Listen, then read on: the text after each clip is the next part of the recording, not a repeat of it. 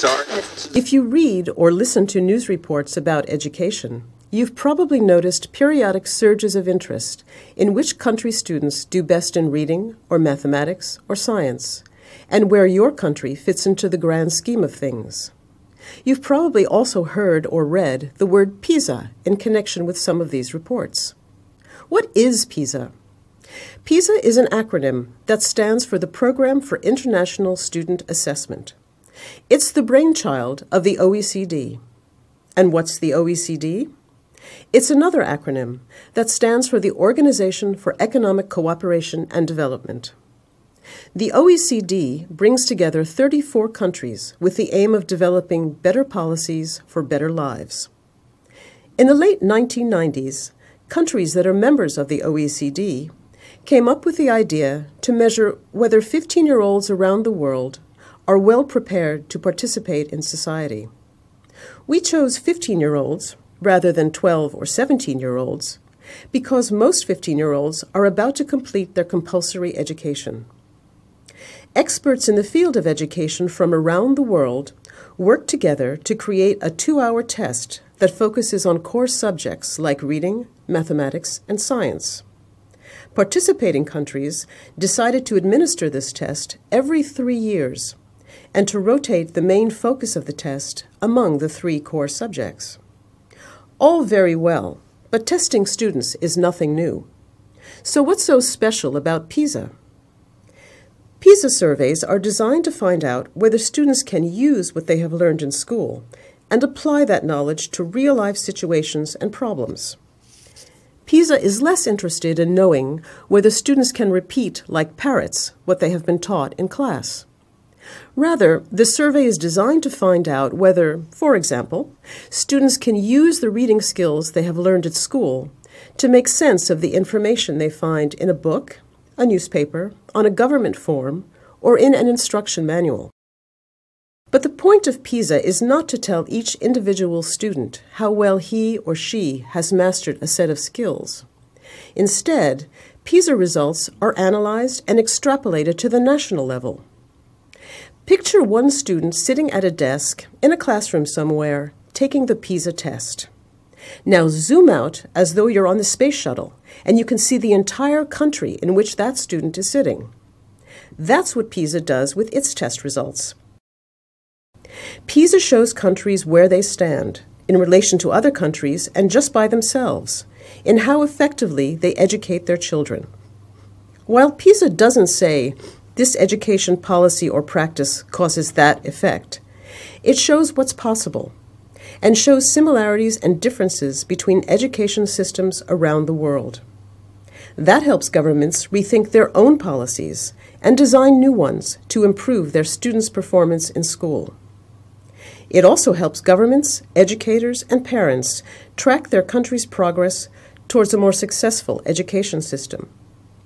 In fact, many countries now set national goals and benchmarks based on PISA's international results. PISA considers an education system successful not only if its students achieve high scores on the PISA surveys, but also if all students from all backgrounds perform well on the tests, not just those who come from wealthier or more intellectual or more culturally sophisticated families.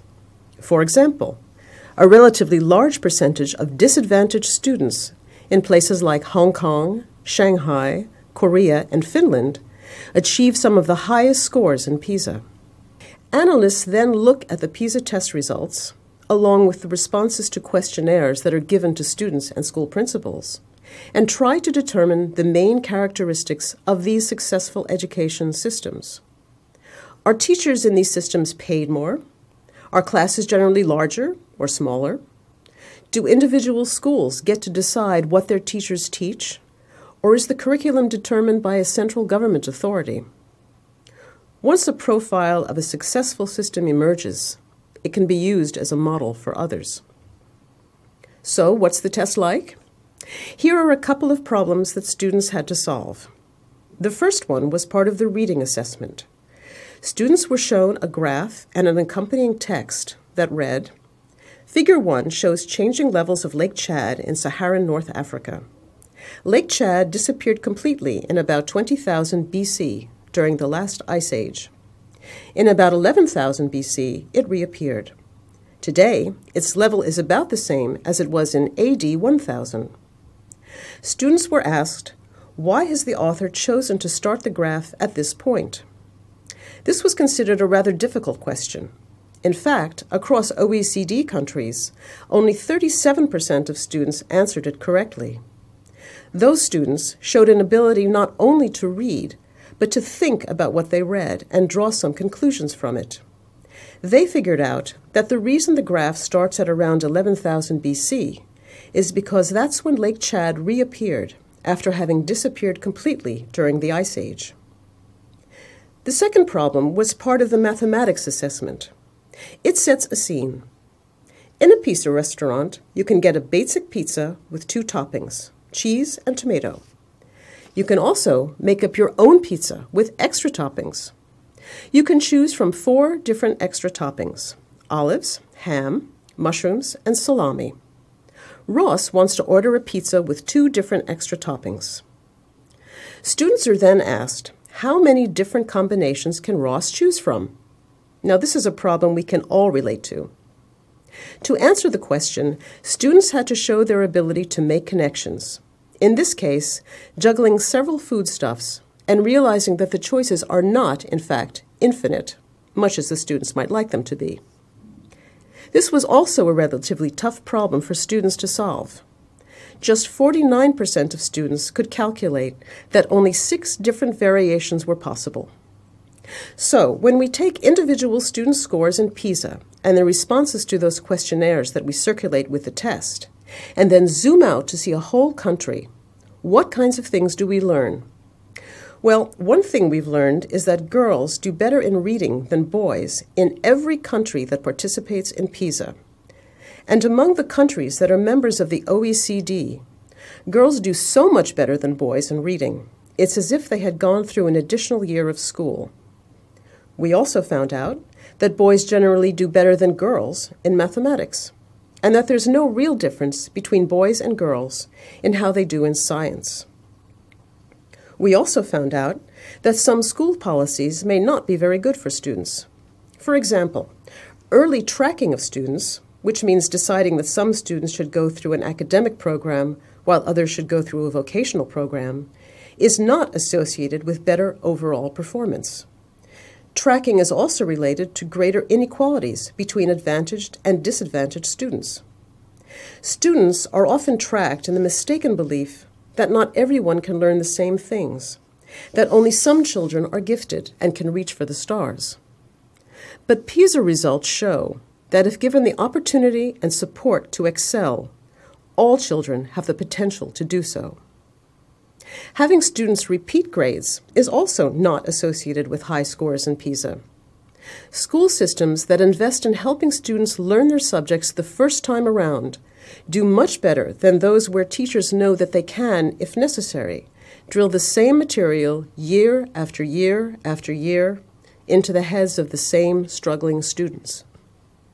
As we mentioned before, the most successful schools, according to PISA, are the ones whose students do well regardless of where they come from.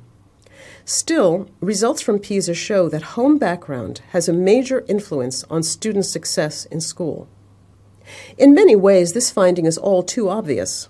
We know, for example, that by the time they're 3, children in advantaged families are exposed to many more words than their less advantaged peers. In fact, a recent study in the United States put the number at around 30 million more words. And in general, if there are no books at home, or if children don't see their parents reading, they'll be less inclined to read themselves. PISA results also show that regardless of their own backgrounds, students who attend schools that have a largely disadvantaged student population tend to do worse than students who attend schools with relatively advantaged peers. Why would this be so? Well, there are many possible reasons.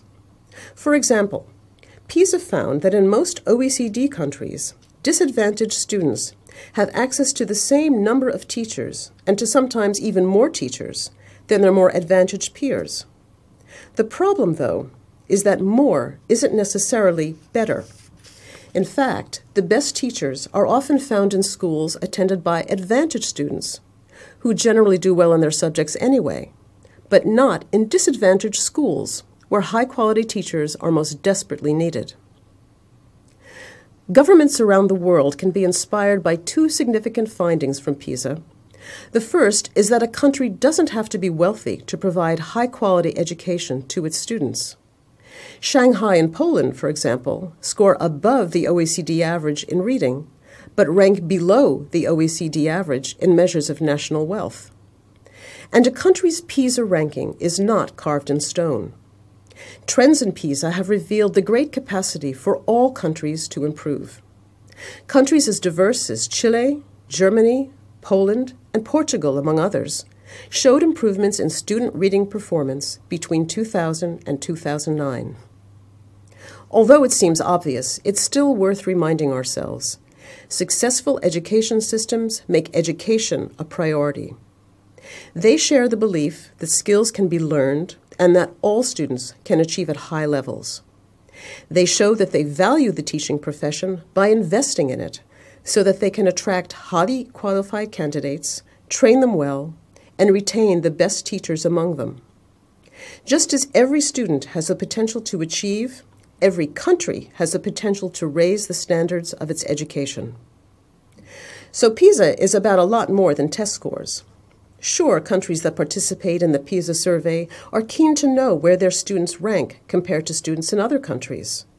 But PISA's ultimate aim is not to create a competition for its own sake. Its aim is to encourage all participating countries to use the survey findings to improve their own teaching and student performance, to give every student the best opportunities to achieve the best possible results.